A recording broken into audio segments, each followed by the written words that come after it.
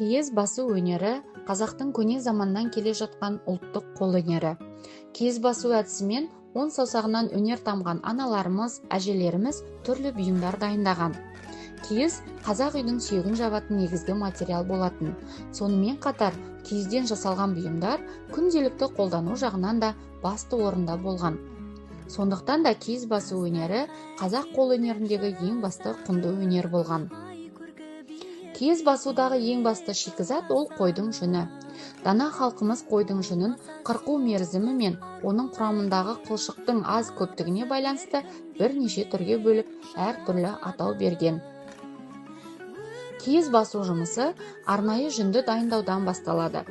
Әдетте әжелеріміз жүнді жабысқан қоқымдарынан тазарту мақсатында сабаумен сабап, қоқымынан тазарған жүнді сілтілі суда толық тазарғанша бірнеше мәрте жуатын болған.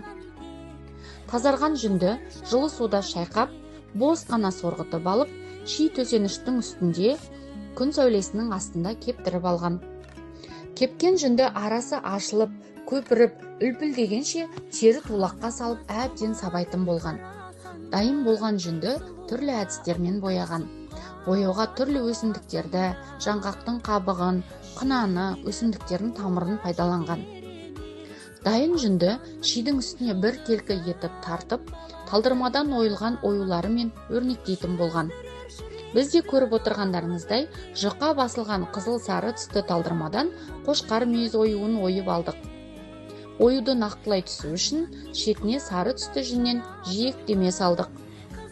Талдырма ол жүнді жай ғана жұқалап талдырып алған, оюға ыңғайлы жұқалап салынған киіз. Арнайы төселген шидің үстіне бір келкетіп салынған жүннің үстінен әжелеріміз оюларды түстеріне және олардың көлемдеріне байланысты үйлестіре отырып орналастырған. Осыдан кейін сабынды көпіртіп, қазанда қайнап тұрған суды жүннің үстіне себелей құйып, шиге орап, аяқтарына салып тепкілеген. Тепкілеу бұл жүндердің кірігуіне, тапталуына, бірігуіне бірден бір қажет іс-әрекет.